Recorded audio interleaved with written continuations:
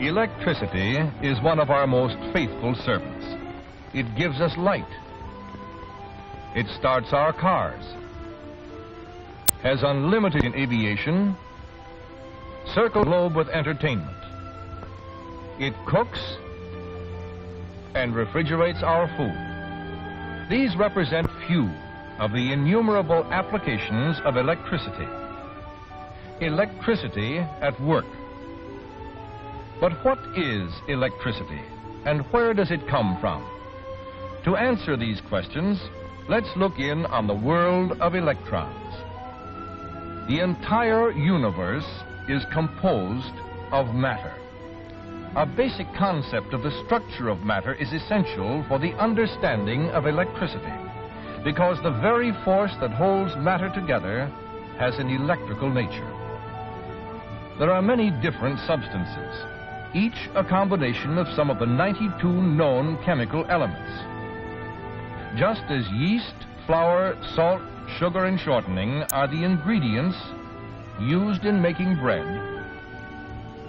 so are the 92 elements the ingredients of all matter. And if one of these elements is reduced to its purest, final form,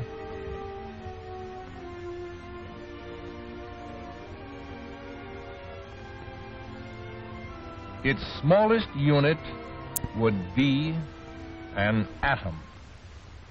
No one has ever seen inside an atom. However, we think of it as a system of electrons circulating around a heavy nucleus at almost inconceivable speeds. In order to explain the principles with which we are concerned in this story, let's assume that we can stop the action within the atom. And further, let's acknowledge that this is a symbol representing the atom and not an attempt to show it as it actually is. It is impossible to show the correct relative proportions of an atom on this screen. For example, if an atom could be as large as the United States, one of its electrons would be only about 100 feet across. Therefore, to tell our story, we must resort to a symbol. Then we can think of the atom as being a group of relatively light, small particles arranged around a heavy nucleus. These are particles of electric energy. The lighter ones, the electrons, are negative electric charges. And the heavier one, the nucleus, carries positive charges. Normally, a state of balance is maintained within the atom by a positive charge in the nucleus equal to the total negative charge of the electrons. And when the atom contains its normal number of electrons, it is said to be in electrical balance, to be in a neutral electrical condition. It is possible, however, to disturb this normal balance, whereupon the unbalanced atom assumes an electric charge. Too many electrons will produce a negative charge. Too few will throw the balance onto the positive side. In order to visualize better the effect of this, let's introduce a color code in which the positive charge, or an absence of electrons, is represented with red, and the negative charge, a predominance of electrons, with blue. Then an object that is in electrical balance will be purple, an equal part of each of the positive and negative charges. We have been concerned so far with the electrons within individual atoms.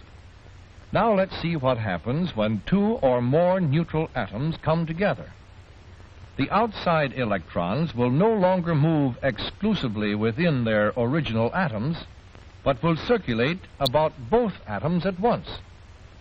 And if we bring many such atoms close together, as in a piece of metal, then many electrons detach themselves from their original atoms and move freely throughout the metal. As long as the metal has its normal number of electrons, it is electrically neutral. But like an individual atom, it can lose some of its electrons and become positively charged, or it can pick up more than its normal number of electrons to become negatively charged. The electrons always try to get from a negatively charged body to one that is positively charged in relation to it. And if they are brought together, the electrons will flow from one to the other until both objects are equally charged. The establishment of unbalanced charges in matter is, in all instances, the principle of the generation of electricity. To illustrate further this principle, let's analyze the action within a cell, a simple source of electric energy. A piece of zinc is suspended in a suitable container. Its atoms are neutral until a chemical solution is added. Then some of the zinc atoms go into the solution, leaving a few of their electrons behind in the metal. The zinc becomes strongly negatively charged. Now a piece of electrically neutral copper is put in a chemical solution in another container. The copper will become very weakly negative. Since the copper has a smaller negative charge, it is positive with respect to the zinc. And if the two metals are connected, the electrons will surge from the zinc to the copper, and the charges will become equalized. This momentary current has little practical value. However, if we now connect the solutions, the charges in the solutions will become equalized, and the metals or terminals will be charged. We will then have an unbalanced condition of the electrons in the metals capable of producing a continuous flow of useful electric current. All of the work performed by electricity requires a flow of current. So let's see what principles are involved when current flows. There are three related to the flow of electricity. They are pressure or voltage, current intensity, and resistance. First, let us consider pressure. With nature always trying to maintain an electrical balance, there is a tendency for any negatively charged object to throw off or repel its excess of electrons, and for a positively charged object to attract electrons. This urge to maintain an electrical balance is potential electric energy. And since this potential energy is a repelling and attracting urge caused by opposite charges, its force or pressure is equal to the difference in the charges. It is called the difference in potential or potential difference. The unit of pressure or potential difference is the volt. The voltage, then, is always the potential difference at the negative and positive terminals of the source of the electric energy. It represents the difference between the number of extra electrons at the two terminals. And when a suitable path is provided, the potential difference causes the electrons or current to flow from one terminal through the conductor to the other terminal. To explain how this works, let's review the action of the atoms and their electrons in a piece of metal, where we saw swarms of electrons moving freely in all directions about the atoms. Substances in which this takes place are good conductors of electricity. If an outside electric pressure or voltage is applied to a conductor, the electrons will move predominantly in one direction. The effect is that electrons move from the negative to the positive terminal. This is the electric current. The unit of electric current is the ampere. 1 ampere, now hold on to your hat, 6,300,000,000,000,000,000 electrons passing any given point in 1 second. Current, or amperage, then, is the number of electrons that pass a given point in a given time.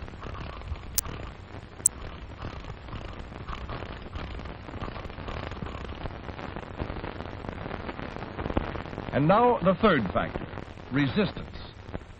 This factor is controlled by the nature of the material through which the electrons flow. Again, going back to the motion of electrons in a metal, we said that they moved freely about and among the atoms. However, even in the best of conductors, some of the electrons collide with the atoms, tending to retard the movement of the electrons. This is the cause of electric resistance. Collisions are more probable in some metals than in others. Therefore, different metals offer different degrees of resistance to the flow of electrons. For example, copper has low resistance. It permits the electrons to flow freely with few collisions and is therefore a good conductor. Iron offers more resistance than copper. Collisions with the atoms are more frequent. In some substances, no electrons are free to move around as in the metal. All of the electrons stay with their atoms so that no current can flow. These substances are the insulators: glass, porcelain, rubber, and many others. The collisions that the electrons have with the atoms set the atoms into more violent vibration. This makes the metal hotter. If there are enough of these collisions, the metal will radiate heat and light. Heat and light from electrical sources, then, can be obtained as the result of resistance in some metals. The unit of resistance is the ohm. Its value is best understood when its relation to the other factors is explained. A pressure of 1 volt produces a current of 1 ampere through a resistance of 1 ohm. Whatever the source or the magnitude of electric energy, these factors always have the same relation to each other. So, in order to supply our great demands for electric power, we must have facilities for generating great currents at sufficient pressures to overcome the resistance of the lines, as well as to do the work. Power for industry, transportation, and light, as well as for many other conveniences we use in our daily lives. Our own sources of current able to perform these amounts of work are the electromagnetic generators. In order to explain the manner in which electricity is produced by electromagnetic generators and used in most electrical machinery, let's have a look at magnets and magnetic fields.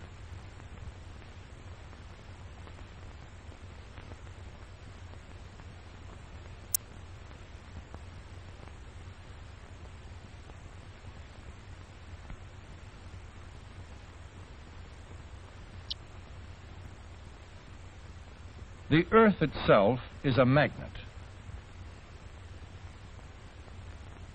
So are the tiny electrons. All of the electrons in any object are tiny magnets. When a predominant number of these tiny magnets point in one direction, we have an extremely small magnetized block called a magnetic domain. Magnetic material, that is, material capable of being magnetized, is made up of such domains, pointing in all directions. When these domains all point in the same direction, we have a magnet. In some materials, such as copper, the tiny magnets of the electrons never line up. These materials are non-magnetic, cannot be magnetized. Every magnet has a magnetic field. Magnets may be made in various shapes to provide convenient and strong fields. To understand how a magnetic field is useful in the generation or application of electricity, Let's go back to the electron, Mr. Electron, and watch him move across the magnetic field. Will you do it again, Bud? Now notice, as he enters the magnetic field, he's deflected from his original course. His deflection depends upon his velocity. Now, as we have previously shown, conductors have many free electrons. And if a conductor is moved across a magnetic field, the mechanical action causes the electrons in the wire to be deflected, just as we saw Mr. Electron deflected. This, in effect, establishes a negative and a positive charge at the ends of the conductor. We now have two charged terminals capable of producing a continuous flow of electric current, just as we had in the cell. This is accomplished in practice by providing a means of continuing the movement of a conductor within a magnetic field.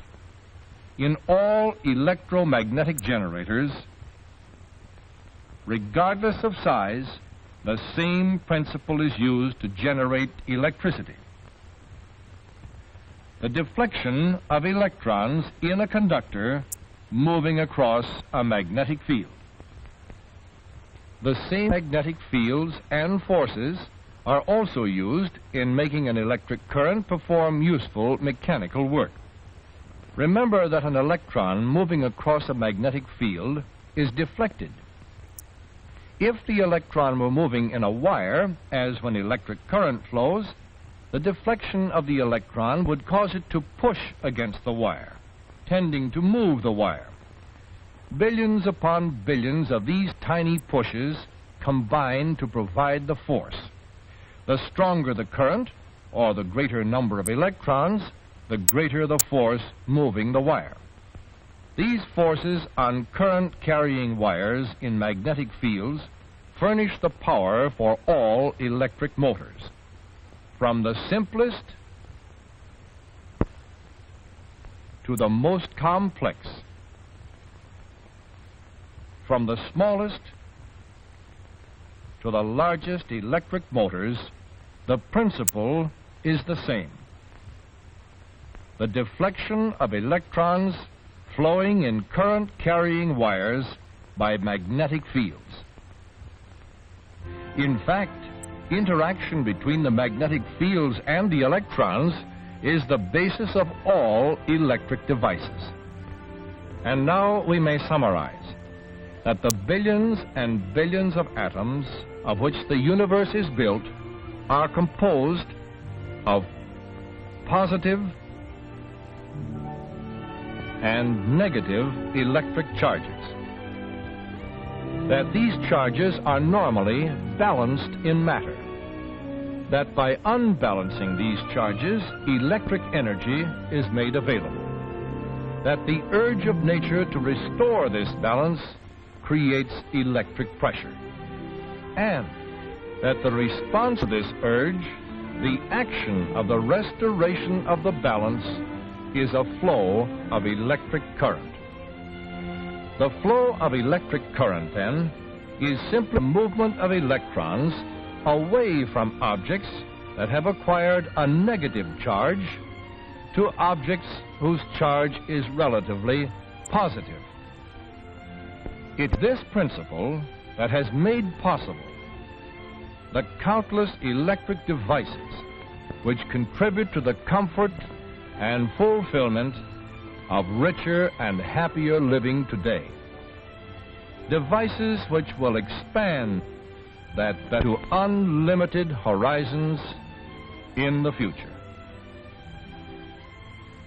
Devices whose operation is dependent upon nature's design for matter, demanding that matter itself shall always seek a state of new electrical balance.